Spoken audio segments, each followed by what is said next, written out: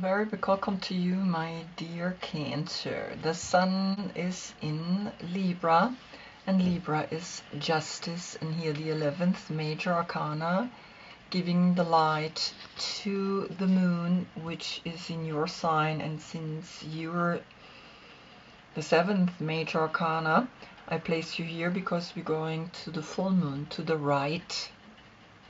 And so we have a date, the 7th of November or the 11th of July. Observe which one of those speak to you. So we have, of course, Libra ruled by Venus, and Venus in the Tarot is the Empress. And so the Empress is, of course, connected with love and beauty, but also the money. The Sun in general brings us always this personality trait. We want to look a certain way, we want to shine a certain way, and so in the Sun is this, I want to show how much I can radiate now through Libra, a sense of inner harmony. Now you, of course, connected with the moon, right? You are very deeply connected with the subconscious, with the feelings, and that's why you are the healer and also the emotional success. I always call the 7th chakra the emotional success, and the moon is connected with, of course, the moon. But we also have the High Priestess, so these two are connected with the moon. And here in the Tarot, the moon, the number 18 is always Pisces, and I'm not going to use that, right? We're going to use here the High Priestess because she is really this bright, intuitive energy that is connected here with you. And so we're going to look into the High Priestess and, of course, into your station, the 7, the Chariot, and then your Court card. Also, in the yoga position, we have Malasana, right? We are standing on the tiptoes or the balls of our feet, and we find the center in the hips because the hips is the body part for Libra. For you, I gave you Ashvasanchalanasana, the high lounge, the horse, and you are connected with the lungs. And so you see how they are underneath this dome, right, where we can breathe. And so this is really what I like you to feel, right? When you think of a yoga pose, it is always the high lounge that is good for you.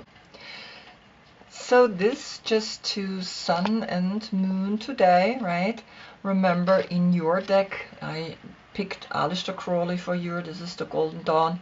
You are seeing Libra as the 8th major arcana, and here it's the 11th major arcana. There are 2 schools, and as such, I use different schools, different decks, and each major arcana has their own deck, and so I just want you to know that. You are the Queen of Cups, and as such here we barely see you. You disappear in all this emotional connection with the water. Here is your head, right? Is your birthday between June 10th and July 12th? Then is this your court card? If not, please look in the description. I have listed all the court cards date there.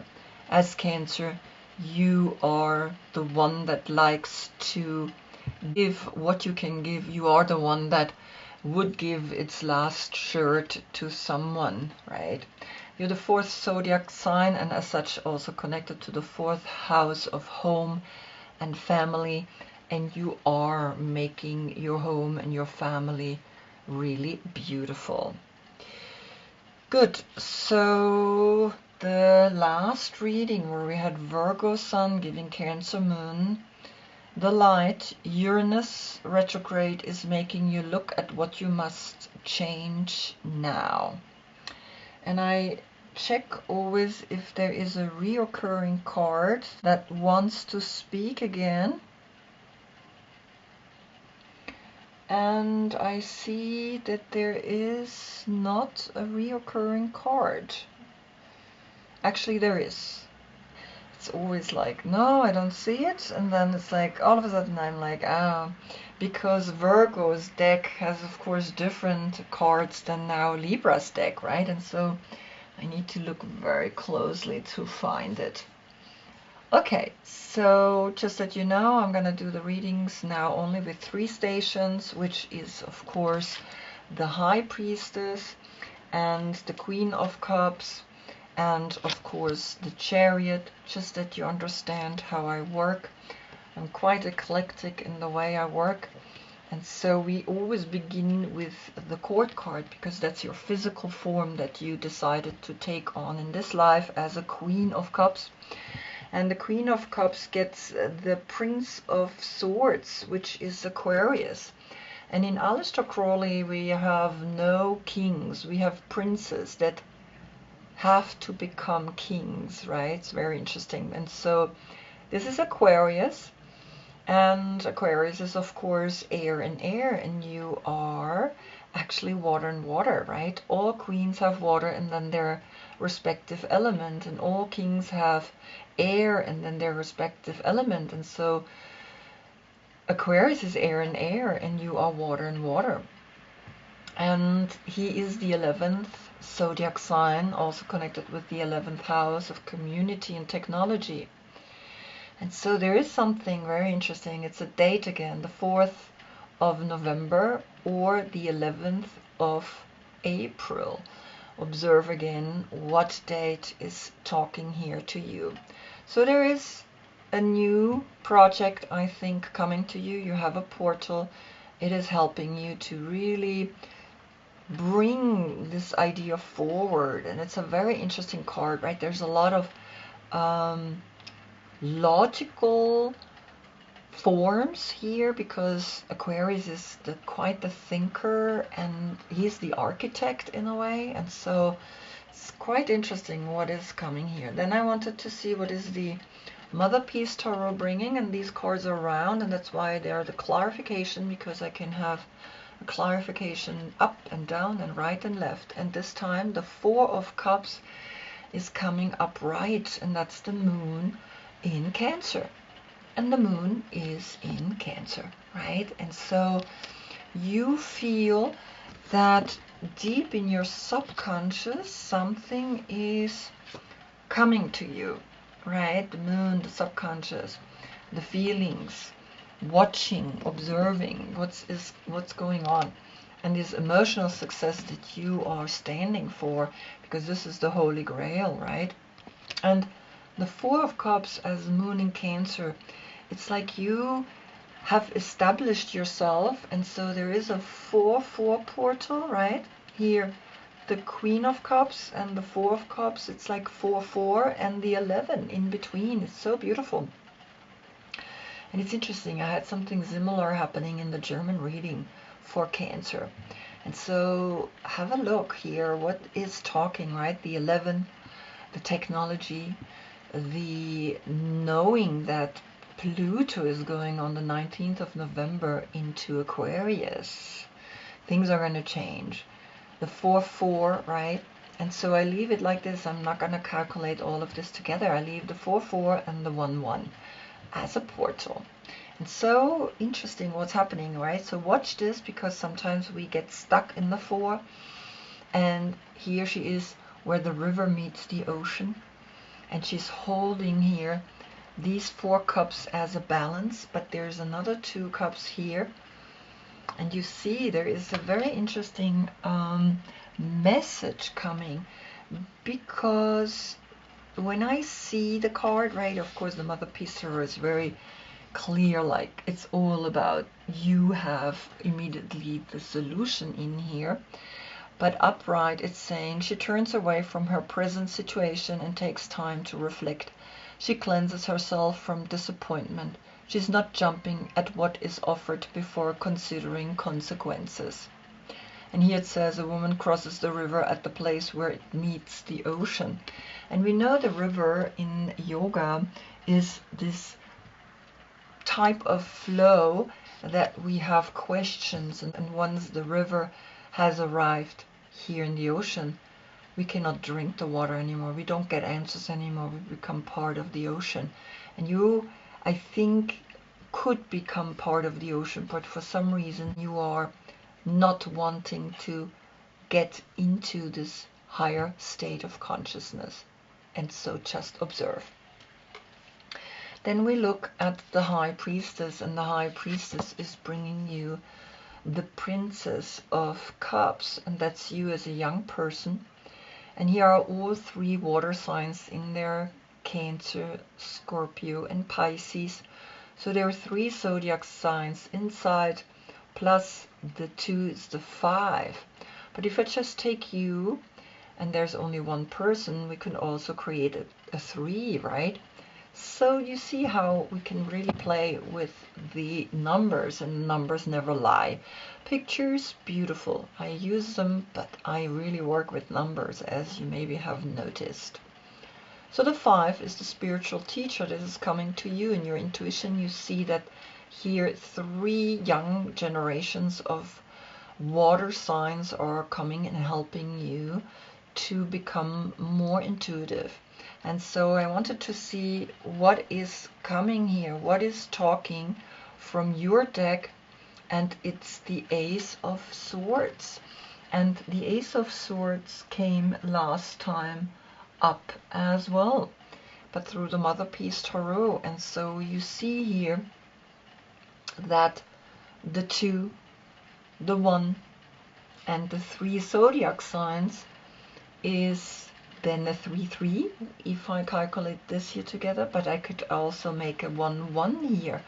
You have this one clear thought inspired by Aquarius, right? Aquarius is connected with the swords, and you are connected with the cups. And so the 2 up here and the 1-1 could be a 2-11 or an 11-2. But also we could calculate all together, and then we get here the 2 and the 1, the 3, and here the 3. Then you get the 33, and that's in the Secret Brotherhood. The state of consciousness, the degree, and after that, that's it, right? And so the 33 is a very major double-digit number. And so watch and observe that. Then I wanted to see what is the Mother Piece Tarot bringing, and you get the Sun to the left. And the Sun to the left says, when a card points to the left, it's kind of intuitive, introverted, right? But when I become the card, right, here you're looking at the card, but when I become it, I see it goes out to the right. So at first it's saying, come back to your youth. Mentally think about what happened in your youth. See that as an opportunity. In your youth, you already had something. You had a gift. You had this intuition. You had this clear thought, because the Sun is the 19 and the Sun is in Libra, which brings you the 11, right? And Libra is connected with the sword, with the Ace of Sword. So there is something in your youth here that is letting you know that there was something important happening. Now, of course, this is a major arcana, and I have a deck for the Sun, and I wanted to see what is the Sun wanting to tell you, and it's the magic that is coming up. So in your youth, you already had your magic, because I'm pointing the card here because the Sun is pointing to the left, but I could also put the magic here. But it makes more sense here, right, since the card is pointing to the left. And remember, when the card is pointing to the left, you need to look back into your past to see that you already had healing palms. You're a healer. You're a born healer. But then when you become it, it goes out to the right. And so now you can heal again. Heal. right? And you see this is the number 43. The 4 is the Emperor and the Empress, and in there is the 7. And the 7, that's then of course the Chariot.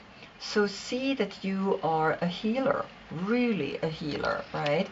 Because you are water and water, and you're the emotional intelligence and can work with healing hands.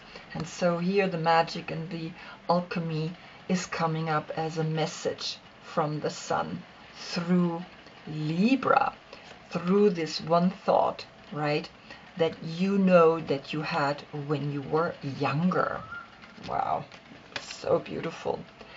And so if I calculate all of this together, right, here we have a 7 and the 3 is the 10, the 10-10 portal here, and then the 10 and the 1 is an 11, and the 11 and the 2 is the 13, Scorpio, which is in here as a young person. Scorpio, transformation, right? But I do not calculate the 11 then together, I leave it. And so the 11-2 is coming back as a date, right? Or the 2-11. And so the message is really beautiful. Something here is talking from your past, coming to you, right? And you need to look at it. Then we look at, of course, the Chariot, and the first card that you get is the Wheel of Fortune. And the Wheel of Fortune we see so beautiful that it's saying you have luck. This is Jupiter. And so the 10 and the 7 is the 17, and that's Aquarius. And Aquarius as a court card is here. Now the 17 is then the star. It's the soul talking. When Pluto goes into Aquarius, you will see things are going to really shift. Right now, Pluto is again in Capricorn, and Capricorn is a tough energy, right? When Pluto is in Capricorn, we like turn every dime around, and in Aquarius we're gonna be like more looking into our every thought. And so see this, right, that you have now this connection here. And so understand that the Aquarius energy here, as the 17 is speaking to you, and the 17 then turns into an 8. Then I wanted to see what is here the Wheel of Fortune bringing as a message, and you are getting Abracadabra. Now look at this. You are being pushed to heal because you have been a healer. And here this is the number 34. Here this is the 43. Here the Emperor is first and then the Empress. Here the Empress is first and then the Emperor. And so see that she's standing here and she's pointing at the stars. And you see that you in the past had already the gift of healing, and you will have also the gift of healing in the future, because it's framing now the Wheel of Fortune, the 10. And there's a 7 and there's a 7. 7-7. And it's so beautiful, right? It's kind of like, wow, what's really talking here? It's like, it's powerful. Something is really letting you know. You need to look at that. You need to see that you reawaken your healing that you always had. And so you see the 7 and the 10 is the 17, the 8, and then the 8, and the 7 is the 15. That's Capricorn. So don't think you lost your healing just because Pluto is in Capricorn right now. On the 19th of November, Pluto is moving into Aquarius, and you see Aquarius is here. You're going to be feeling much lighter, and you're going to be reconnecting with the stars and with this Abracadabra, which is, by the way, here written in Aleister Crowley's top part. But it's not with a K, it's with a H, Abracadabra. And here it says Abracadabra. But you have that in here, and see that she's pointing up to the sky, she's pointing up to the stars. And Aquarius is a star. Aquarius is actually, here it is, Aquarius is the star, is the 17. And so you are realizing this is really a huge message for you, right? That is coming and letting you know you are now, after the 19th of November, going to really go out there and be this big, big healer. And so that's what's coming through the Wheel of Fortune, right, as a message. What is bringing Libra, because Libra is influencing you, right, through the sun, giving the moon the light. You get here the Prince of Wands. And the Prince of Wands is Sagittarius. And Sagittarius is literally running at Jupiter, because the Wheel of Fortune is Jupiter. And is literally saying, yep, you are gonna feel this. You are gonna like really notice the difference, right, when Pluto is in Aquarius, and you're gonna be like, oh my God, I take action. And the Wheel of Fortune is saying, yes, take action. And so the 9th zodiac sign, and here then of course we had the 17. The 17 turns into the 8. The 8 and the 9 is of course the 17 again.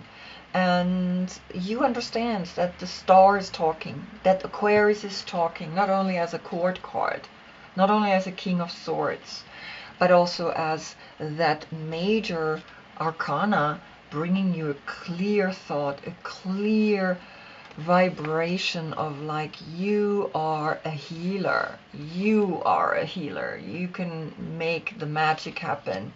The magic here, and here the abracadabra here, right, to this beautiful Wheel of Fortune. And so the Wheel of Fortune is ruling Sagittarius, and Sagittarius is saying, go out there, do what you have to be doing, right? So the 7 and the 10 is the 17, the 8 is left, the 8 and the 9, the 17, the 17 again, the 8 is left, the 8 and the 7 we said is the 15. Remember, that's Capricorn. And in the 15 we liberate our own selves from the 5 senses into the 6th sense, and out of the 6th sense we create this magic, and the 6 is left, the self-love is left. You need to do this, because then you have your fulfillment that you came here for, and the 6 of all of them is left. Now one last card, what is coming through the Mother Piece Tarot, the 8 of Discs, slightly to the right facing down. And to the right facing down is showing to here Sagittarius. And when it shows down and to the right, it's like, okay, you financially going out. But remember, when you then become the card, you see then it goes into the left. So whatever you do here, whatever action you're taking here, right, this is Sun in Virgo. And this could be the last reading. Uranus retrograde is making you look at what you must change now. And Uranus retrograde is that moment where Aquarius is ruled by Uranus, is saying, well, you need to understand that Pluto is going to be for a short time in Capricorn, and then it's going to be in Aquarius. And Uranus retrograde is a moment of like, what do I still want to keep when then the change is happening, right? When Uranus is going into Aquarius, it's like, what is it that I want to let go completely? Because it is really a cut. That's it. For 20 years, Pluto is going to be in Aquarius. And Uranus is ruling Aquarius. And Uranus retrograde is making you look at what you must change now. And the Ace of here, the Ace of Swords, this half round little picture here, has come up.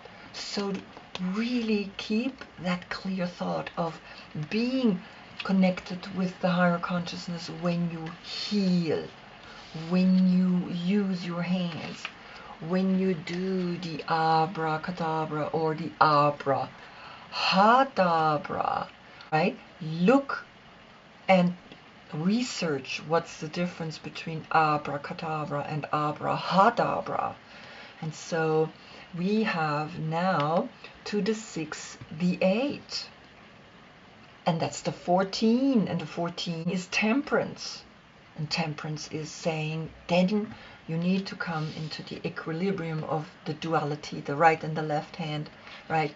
Need to come into understanding what's really talking here, and that you understand, wow, I realize something, that the money can only come if I really listen to my heart, if I really follow this, right? If I really do this out to the world, or here, right? It's observe, where would you place it?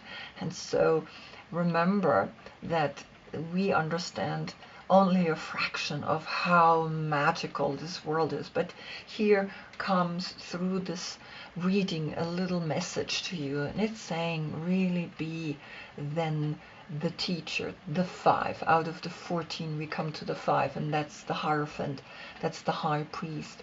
So are you a high priest or a high priestess, the 3 and the 4, the Empress and the Emperor, right? What are you? And you see that the intuition doesn't make a difference, because here comes the 43 and here comes the 34. Both of them are 7. And the emotional intelligence is saying, just be you, however you want to be, you're masculine or you're feminine, right? Healer or teacher or spiritual inspiration. It's up to you how you bring it out into this world. Amazing. Or how you shine it out into this world to all the animals and all the people, right? And so, wow, it's such a powerful message what's coming here, right? And do remember, just quickly, the 8 of Pentacles, Sun in Virgo, right? That was like, really have maybe a look again at that, because the Sun is really saying you need to look at it. And what came was the Sun, right? That came up, and the Sun was bringing you this. And so the Sun came up, the Sun in Virgo, and last time was the Sun in Virgo and gave you the message. And so you need to see, right? You need to really connect and understand that everything is talking, and that yes, I bring you back to this last reading. Yes, I can include it, but if you haven't seen that one, then maybe, you know, have a look at it. And if not, then that's okay too, right? Because everything has a moment in our time and life. And so just observe and watch. Good. So I hope I see you in the next reading. That's when we get the Sun in Scorpio. We had Scorpio through the 13 coming up at one point. That was with the Sun, and then here the 3, right? That was really interesting. The transformation that you went through over the years. But also here the 3, right? The 2 and the 1 and the 10. Remember, that was also a 13. Again, a transformation. So the transformation came through the High Priestess, and next time it's going to be Scorpio. Until then, I thank you so much for being with me. Namaste.